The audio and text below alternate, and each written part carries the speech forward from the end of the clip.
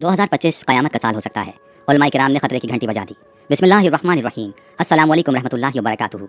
नाज़रीन, 2025 क्या वाकई वो साल होगा जब दुनिया का खात्मा हो जाएगा? क्या वो दिन करीब आ चुका है जिसका जिक्र आसमानी किताबों और अहादीस मुबारक में किया गया है? 2024 में पेश आने वाले नाकाबिले यकीन और हैरानकुन वाक़यात ने पूरी दुनिया को हिलाकर रख दिया है। ये वाक़यात न सिर्फ हमारी रोज़मर्रा की ज़िंदगी को मुतासिर कर रहे हैं, बल्कि एक खौफनाक इशारे दे रहे हैं कि हम किसी बड़ी तब्दीली के दहाने पर खड़े हैं।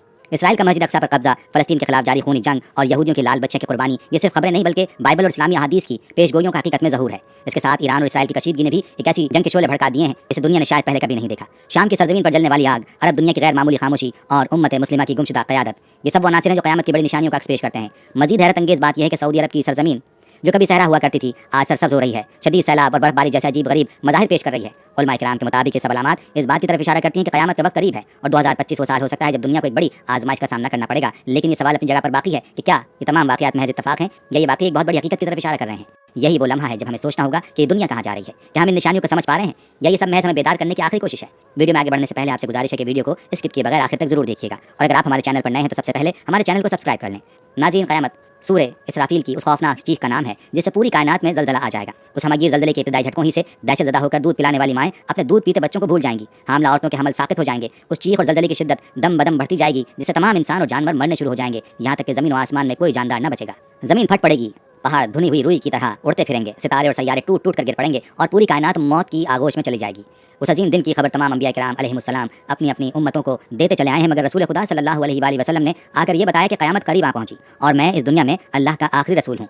कुरान हकीम सूरह मोहम्मद में अल्लाह पाक ने भी ऐलान किया कि क़यामत नज़दीक आ पहुंची और चांद शक हो गया और ये कहकर लोगों को चौंकाया, सो किया ये लोग बस क़यामत के मुंतज़िर हैं कि वो इन पर दफतन आ पड़े। सो याद रखो कि उसकी मुतादिद अलामतें आ चुकी हैं। सो जब क़यामत उनके सामने आ खड़ी होगी उस वक्त उनको समझना कहाँ मुयस्सर होगा। लेकिन क़यामत कब आएगी इसकी ठीक ठाक तारीख तो कुजा साल और सदी अल्लाह के सिवा किसी को मालूम नहीं। यह ऐसा राज है जो खालिक कायनात ने किसी फरिश्ते या नबी को भी नहीं बताया। जिब्रील अमीन ने रसूलुल्लाह सल्लल्लाहु अलैहि वसल्लम से पूछा तो उनको भी यही जवाब मिला कि जिससे पूछा जा रहा है वो साइल से ज़्यादा नहीं जानता।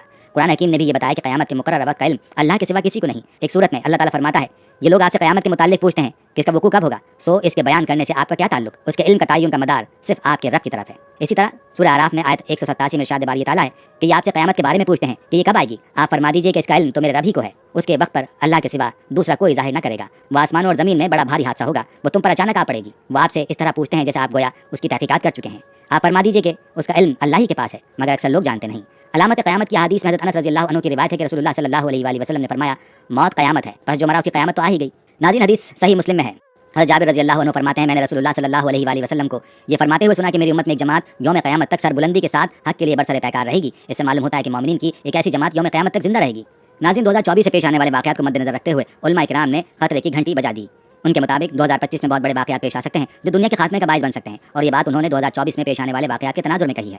नाज़रीन, अगर 2024 के अहम वाक़यात और उम्मत मुस्लिमा की मौजूदा हालत का जायज़ा लें तो 2024 में मस्जिद अक्सा और उसके गिरदोनवा में इसराइली कब्जे के खतरनाक अज़ाइम मज़ीद शिद्दत इख्तियार कर चुके हैं। इसराइली हुकूमत और यहूदी इंतहा पसंद गिरोह मस्जिद अक्सा के अंदरूनी हिस्सों तक रसाई हासिल करने की कोशिश कर रहे हैं, जिसके नतीजे में फ़लस्तीन की आवाम की मज़ाहमत में इजाफा हुआ। ये कशीदगी एक मुकम्मल जंग की शक्ल इख्तियार कर सकती है क्योंकि फ़लस्तीनी आवाम अपनी मुक़द्दस जगहों की हिफाजत के लिए अपनी जान देने से गुरेज नहीं करते। इस तनाज़े ने दुनिया भर के मुसलमानों के जज्बात को मजरूह किया है, लेकिन बैनुल अक़वामी सतह पर बड़ी ताकतों की खामोशी काबिल ज़िक्र है। दूसरी तरफ यहूदी थर्ड हैकल सुलेमानी की तामीर लाल बच्चे की कोशिशों में लगे हुए हैं और यहूदी मजहबी अक़ायद के मुताबिक दूसरी तरफ यहूदी थर्ड हैकल सुलेमानी की तामीर और यहूदी मजहबी अक़ायद के मुताबिक लाल बच्चे की कुर्बानी में लगे हुए हैं। तीसरे हैकल सुलेमानी की तामीर के लिए ज़रूरी है। 2024 में यहूदियों ने दावा किया कि उन्होंने ऐसी बच्चियाँ तैयार कर ली है जो तमाम शराइत पर पूरी उतरती है। इस पेशरफ्त ने मुसलमानों में इज़्तिराब पैदा किया है क्योंकि हैकल सुलेमानी की तामीर के मंसूबे का मतलब मस्जिद अक्सा को खत्म करना है। कुछ अर्सा कबल हमने आपको लाल बच्चे की कुर्बानी के मुतालिक भी बताया था कि किस तरह उस कुर्बानी का ताल्लुक हैकल सुलेमानी की तामीर से है और थर्ड हैकल सुलेमानी की तामीर यहूदियों के लिए ज़िंदगी और मौत का मसला है। इसराइल के मुताबिक इस टाइम के अंदर वो बिल्कुल तैयार है क्योंकि उनके मुताबिक 2 साल पहले वो लाल बच्चे जिनको अमेरिका की रियासत टेक्सास से यहाँ लाया गया था और ये तौरात के अंदर बयान की गई निशानी के मुताबिक थी, यानी इनका जिस्म पूरी तरह से बालों से लाल था। इन्हें बहुत जल्द मस्जिद अक्सा के सामने माउंट ऑलिव पर कुर्बान करके मस्जिद अक्सा को शहीद किया जाएगा और उसकी जगह पर तीसरी मरतबा हैकल सुलेमानी को तामीर किया जाएगा और उसके बाद उनका मसीह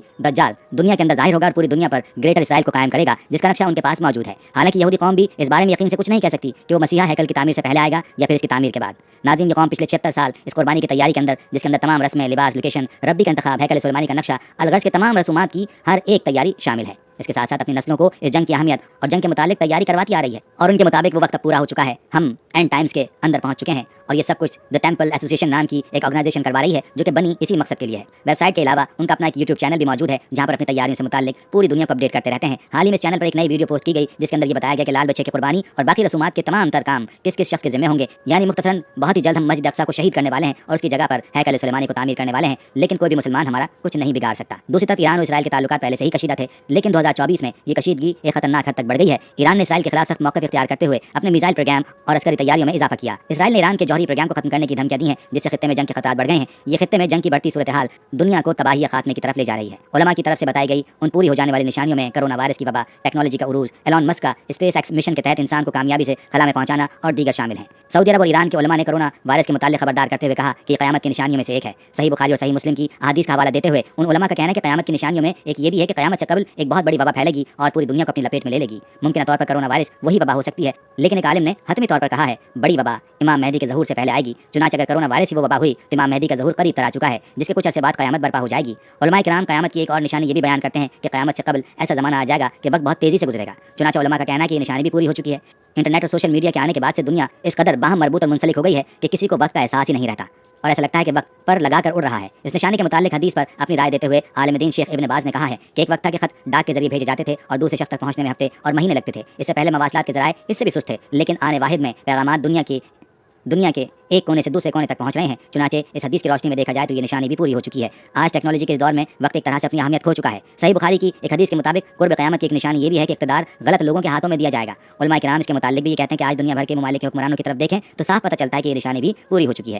صحیح بخاری میں ہی ایک اور نشانی بتائی گئی کہ قیامت سے قبل لوگ بلند ترین عمارت بنانے میں ایک دوسرے پر سبقت لے جانے کی کوشش کریں گے۔ آج ہم دیکھتے ہیں کہ وہی دور شروع ہو چکا ہے۔ دنیا بھر میں بلند و بالا عمارتیں کھڑی ہو چکی ہیں اور جس ملک میں سب سے بلند ترین عمارت موجود ہو وہاں کے حکمران اور شہری اسے فخر کا سبب گردانتے ہیں۔ ان جیسی دیگر کئی نشانیوں کے متعلق بھی علماء کا کہنا ہے کہ وہ پوری ہو چکی ہیں اور اب امام مہدی کا ظہور اور قیامت قریب تر آ چکی ہیں۔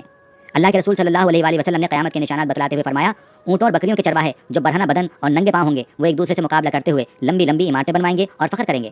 ریاض شہر میں عمارتوں کا یہ مقابلہ آج اپنے عروج کو پہنچ گیا ہے۔ دبئی میں برج خلیفہ کی عمارت آج دنیا کی سب سے اونچی عمارت بن گئی، تو ساتھ ہی شہزادہ ولید نے جدہ میں اس سے بھی بڑی عمارت بنانے کا اعلان کر دیا جو دھڑا دھڑ بنتی چلی جا رہی ہے۔ عرب کی عمارتیں سارے جہاں سے اونچی ہو چکی ہیں۔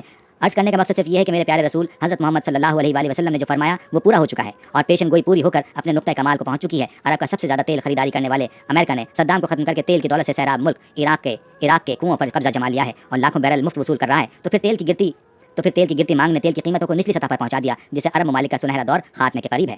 سوال پیدا ہوتا ہے کہ زوال کے بعد کیا ہے؟ اللہ کے رسول کی ایک اور حدیث ہے، قیامت سے پہلے سرزمین عرب دوبارہ سرسبز ہو جائے گی۔ سعودی عرب اور امارات میں بارشیں شروع ہو چکی ہیں، مکہ اور جدہ میں سیلاب آ چکے ہیں۔ عرب سرزمین جسے پہلے ہی جدید ٹیکنالوجی کو ملا کر سرسبز بنانے کی کوشش کی گئی ہے، وہ قدرتی موسم کی وجہ سے بھی سرسبز بننے جا رہی ہے۔ سعودی عرب گندم میں پہلے سے خود کفیل ہو چکا ہے، اب وہاں کچھ پہاڑوں پر بارشوں کی وجہ سے سبزہ اگنا شروع ہو چکا ہے۔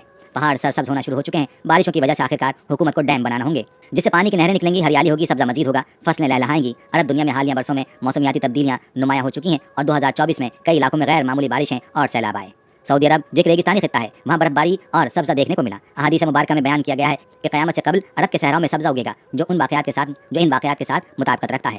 ناظرین، یوں یہ پیشگوئی بھی اپنے تکمیلی مراحل سے گزرنے جا رہی ہے اور جو میرے حضور صلی اللہ علیہ وآلہ وسلم نے فرمایا اسے ہم اپنی آنکھوں سے دیکھنے جا رہے ہیں۔ اگر حدیث پر غور کریں تو مشرق وسطیٰ کے زوال کا آغاز ملک شام سے شروع ہوا، لیکن شاید عرب حکمران یا تو یہود و نصارہ کی چال نہ سمجھ سکے یا بے رخی اختیار کی وجہ سے یا وجہ جو بھی ہو یا نہ ہو، سرکار دو عالم صلی اللہ علیہ وآلہ وسلم کی بتائی ہوئی علامات تو ظاہر ہونا ہی تھا۔ حدیث کے مطابق حدیث پاک میں ارشاد ہے کہ رسول اللہ صلی اللہ علیہ وآلہ وسلم نے فرمایا، جب اہل شام تباہی اور بربادی کا شکار ہو جائیں تو پھر تم میں سے کوئی خیر باقی نہ رہے گی۔ شام میں جاری خانہ جنگی اور بیرونی مداخلت کی وجہ سے تباہی کا سلسلہ جاری ہے۔ 2024 میں شام کے کئی علاقوں میں آگ اور جنگی تباہی کے واقعات رونما ہو چکے ہیں، جن کا ذکر حدیث مبارکہ میں موجود شام کی سرزمین پر آگ کے واقعات سے جوڑا جا رہا ہے۔ علماء اس مسئلے پر مختلف آراء رکھتے ہیں، لیکن یہ واضح ہے کہ شام کے حالات امت مسلمہ کے لیے ایک آزمائش ہیں۔ ملک شام کا تذکرہ احادیث مبارکہ میں تو بہت تواتر کے ساتھ ملتا ہے، اسی طرح 2024 میں امت مسلمہ مجموعی طور پر غیر فعال نظر آئی۔ اہم اسلامی ممالک اسرائیل اور فلسطین کے مسئلے پر خاموشی اختیار کیے ہوئے ہیں۔ عرب حکمرانوں نے اسرائیل کے ساتھ تعلقات قائم کر لیے ہیں، جو مسلمانوں میں مزید مایوسی پیدا کر رہا ہے۔ اسلامی حدیث میں شام، عراق اور عرب دنیا کے بارے میں جو پیشگوئیاں کی گئی ہیں وہ حالیہ حالات کے ساتھ مماثلت رکھتی ہیں۔ نبی کریم صلی اللہ علیہ وآلہ وسلم نے فرمایا تھا کہ شام میں جنگیں ہوں گی اور فتنے برپا ہوں گے۔ قیامت کے قریب عرب میں زمین کی حالت بدل جائے گی جس میں غیر معمولی ہریالی اور خوشحالی شامل ہے۔ ناظرین کرام، یاد رکھیں احادیث مبارکہ کی روح سے شام اور اہل شام سے امت مسلمہ کا مستقبل وابستہ ہے۔ اگر ملک شام ایسے ہی برباد ہوتا رہا تو پوری امت مسلمہ کی بھی خیر نہیں۔ ویسے تو 90% برباد ہو چکا ہے، اب جبکہ 5 سالہ خون ریزی میں 8 لاکھ بے گناہ بچے، بوڑھے، عورتیں شہید اور لاتعداد دوسرے ملک کی سرحدوں پر زندگی کی بھیک مانگتے ہوئے شہید ہو رہے ہیں، اتنی ہی تعداد میں زخمی یا معذور ہو چکے ہیں۔ لہٰذا شام مکمل تباہی کے بعد اب نزا کی حالت میں ہے۔ اس حدیث کے حساب سے عرب ممالک کے سنہرے دور کے خاتمے کے اہم وجہ ملک شام کے موجودہ حالات ہیں۔ گویا نبی صلی اللہ علیہ وآلہ وسلم کی پیشگوئی کی ایک اور علامت ظاہر ہو رہی ہے یا ہو چکی ہے۔ یاد رکھیں ملک شام کے متعلق اسرائیل، روس، امریکہ جو بھی جھوٹے بہانے بنائیں، لیکن ان سب کا اصل ہدف جزیرۃ العرب ہے، کیونکہ کفار کا عقیدہ ہے کہ دجال مسیحا ہے۔ اس وجہ سے لوگ دجال کے انتظامات مکمل کر رہے ہیں، جس کے لیے عرب ممالک میں عدم استحکام پیدا کرنا ہے، کیونکہ ملک شام پر یہود و نصارہ قبضہ کرنا چاہتے ہیں، اور یہ ہو کر رہے گا حضرت مہدی علیہ السلام کے ظہور سے قبل۔ چنانچہ کتاب الفتن میں ہے کہ آخری زمانے میں جب مسلمان ہر طرف سے مغلوب ہو جائیں گے، مسلسل جنگیں ہوں گی، شام میں بھی عیسائیوں کی حکومت قائم ہو جائے گی۔ علماء کرام سے سنا ہے کہ سعودیہ، مصر، ترکی بھی باقی نہ رہے گا، ہر جگہ کفار کے مظالم بڑھ جائیں گے، امت آپسی خانہ جنگی کا شکار رہے گی، عرب میں مسلمانوں کی باقاعدہ پرشوکت حکومت نہیں رہے گی۔ سعودی عرب کا چھوٹا سا شہر خیبر مدینہ منورہ سے 170 کلومیٹر کے فاصلے پر واقع ہے، کہ قریب یہودی و نصارہ پہنچ جائیں گے اور اس جگہ تک ان کی حکومت قائم ہو جائے گی۔ بچے کچے مسلمان مدینہ المنورہ پہنچ جائیں گے۔ اس وقت امام مہدی علیہ السلام مدینہ منورہ میں ہوں گے۔ دوسری طرف دریائے تبریہ بھی تیزی سے خشک ہو رہا ہے، جو کہ مہدی علیہ السلام کے ظہور سے قبل خشک ہوگا۔ اس لیے جب مشرق وسطیٰ کے حالات کو خصوصاً مسلمانوں اور ساری دنیا کے حالات کو دیکھتے ہیں تو صاف نظر آتا ہے کہ دنیا ہولناکیوں کی جانب بڑھ رہی ہے۔ فرانس میں حملوں کے بعد فرانس اور پوپ بھی عالمی جنگ کی بات کر چکے ہیں۔ سوال پیدا ہوتا ہے کہ اس عالمی جنگ کا مرکز کون سا خطہ ہوگا؟ واضح رہے کہ مشرق وسطیٰ ہی متوقع ہے۔ یہاں بھی ہند و پاک کی رنجشیں اور کشمکش کے بڑھتے حالات سے لگتا ہے کہ غزوہ ہند کی طرف رخ کر رہے ہیں، کیونکہ حضرت ابو ہریرہ رضی اللہ عنہ سے روایت ہے کہ رسول اللہ صلی اللہ علیہ وآلہ وسلم نے ارشاد فرمایا، میری قوم کا ایک لشکر وقت آخر کے نزدیک ہند پر چڑھائی کرے گا اور اللہ اس لشکر کو فتح نصیب کرے گا، یہاں تک کہ وہ ہند کے حکمرانوں کو بیڑیوں میں جکڑ کر لائیں گے۔ اللہ اس لشکر کے تمام گناہ معاف فرما دے گا، پھر وہ لشکر واپس رخ کرے گا اور شام میں موجود عیسیٰ ابن مریم علیہ السلام کے ساتھ جا ملے گا۔ حضرت ابو ہریرہ رضی اللہ عنہ نے فرمایا، اگر میں اس وقت تک زندہ رہا تو میں اپنا سب کچھ بیچ کر بھی اس لشکر کا حصہ بنوں گا، اور پھر جب اللہ میں فتح نصیب کرے گا تو میں ابو ہریرہ آزاد کہلاؤں گا۔ پھر جب میں شام پہنچوں گا تو عیسیٰ ابن مریم علیہ السلام کو تلاش کر کے انہیں بتاؤں گا کہ میں رسول پاک صلی اللہ علیہ وآلہ وسلم کا ساتھی رہا ہوں۔ رسول پاک نے تبسم فرمایا اور کہا، بہت مشکل، بہت مشکل۔ 2024 کے یہ واقعات امت مسلمہ کو جھنجھوڑنے کے لیے کافی ہیں۔ ضرورت اس امر کی ہے کہ مسلمان اپنے خلافات ختم کریں، اپنی طاقت کو مجتمع کریں اور اپنے دین اور مقدس مقامات کے تحفظ کے لیے ایک متحد حکمت عملی اپنائیں۔ اگرچہ احادیث مبارکہ میں ان آزمائشوں کا ذکر موجود ہے، لیکن ان کا مقصد مسلمانوں کو بیدار کرنا اور عمل کی طرف راغب کرنا ہے۔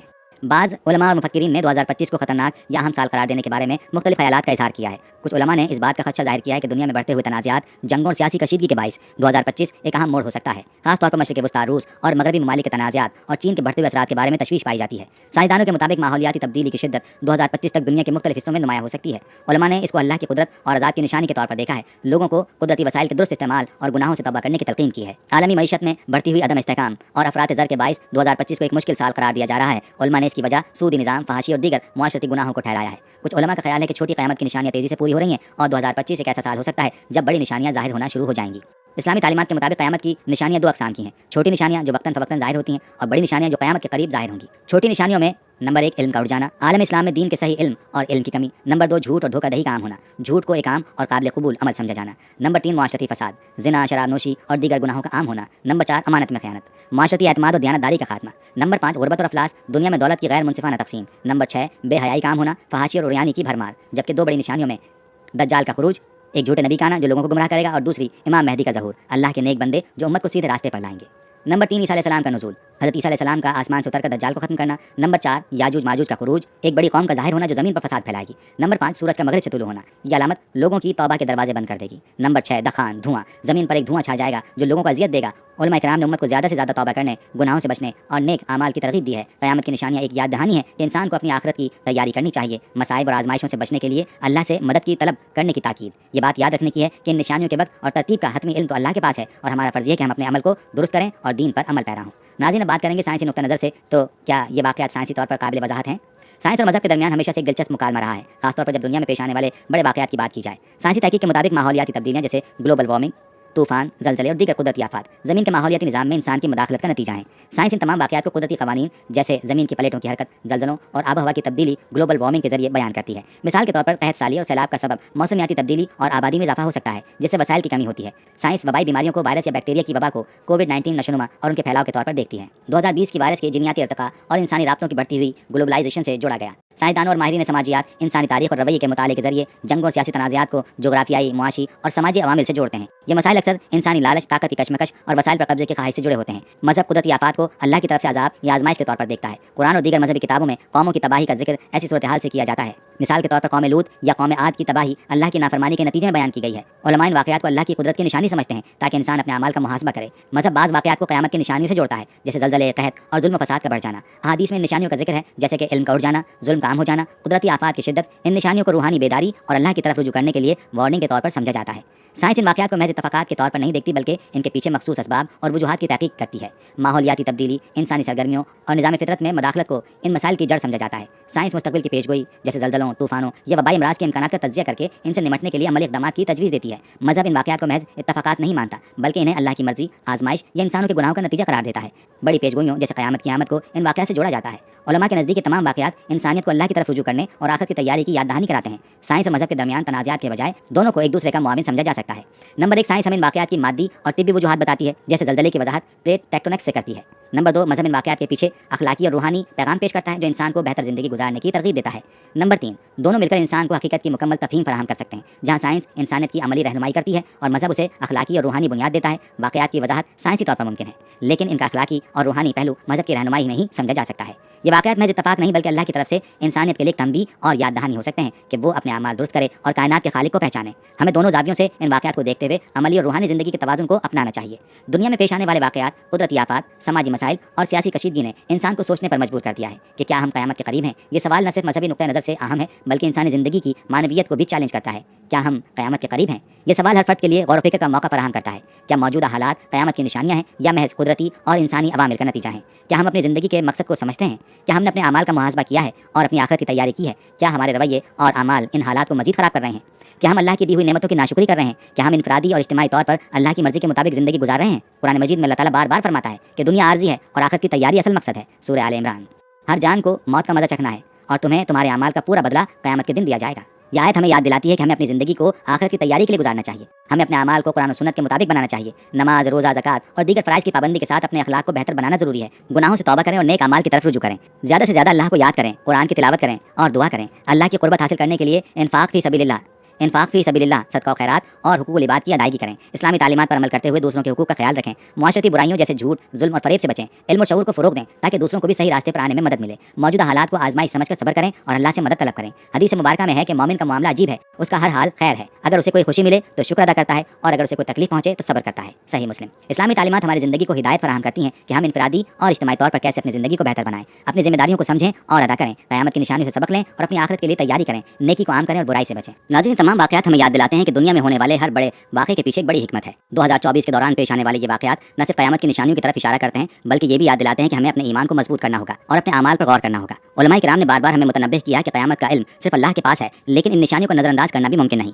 موجودہ حالات ہمیں یاد دلاتے ہیں کہ یہ دنیا عارضی ہے اور ہمیں آخرت کی تیاری کرنی ہے۔ ہمیں اپنی زندگی کو دین اسلام کے مطابق گزارنا چاہیے اور اللہ کی ناراضگی سے بچنا چاہیے۔ سوال یہ نہیں کہ قیامت کب آئے گی بلکہ یہ ہے کہ کیا ہم تیار ہیں۔ آج ہی اپنے اعمال کو بہتر بنائیں، توبہ کریں اور اسلامی تعلیمات پر عمل کریں تاکہ اللہ کے حضور کامیاب ہو سکیں۔ سوچیے اگر آج قیامت آ جائے تو کیا ہم تیار ہیں؟ کیا ہم نے اپنی پوری زندگی میں وہ سب کیا ہے جو اللہ کی رضا کے لیے ضروری تھا؟ یہ وقت ہے کہ ہم جاگ جائیں، اپنی زندگی کے مقصد کو پہچانیں۔ یہ تمام نشانیاں ہمیں بیدار کرنے کے لیے ہیں، نہ کہ صرف خوف زدہ کرنے کے لیے۔ یہ ہمیں دعوت دیتی ہیں کہ ہم اپنا راستہ درست کریں اور اللہ کی طرف رجوع کریں۔ اگر آپ کو یہ ویڈیو پسند آئی اور آپ چاہتے ہیں کہ آپ کو اسلام کے حوالے سے مزید معلومات ملتی رہیں تو ہمارے چینل مسلم میٹرز ٹی وی کو سبسکرائب کرنا نہ بھولیں، بیل آئیکن کو ضرور دبائیں تاکہ آپ کو ہماری نئی ویڈیوز کا نوٹیفیکیشن سب سے پہلے ملے۔ اپنے دوستوں اور خاندان کے ساتھ اس ویڈیو کو شیئر کریں تاکہ یہ معلومات زیادہ سے زیادہ لوگوں تک پہنچ سکے۔ آپ کے تبصرے اور رائے ہمارے لیے بہت اہم ہیں۔ نیچے کمنٹس میں اپنی رائے کا اظہار کریں کہ آپ ان واقعات کو کیسے دیکھتے ہیں۔ ہماری ٹیم آپ کے لیے ایسے موضوعات پر تحقیق جاری رکھے گی جو نہ صرف دلچسپ ہوں بلکہ آپ کی معلومات میں اضافہ کریں۔ آئندہ ویڈیوز میں ہم مزید اسلامی تعلیمات، قیامت کی نشانیوں اور دیگر روحانی اور معلوماتی موضوعات پر بات کریں گے۔ اللہ ہمیں اپنے دین پر قائم رکھے اور ہمیں قیامت کی ہولناک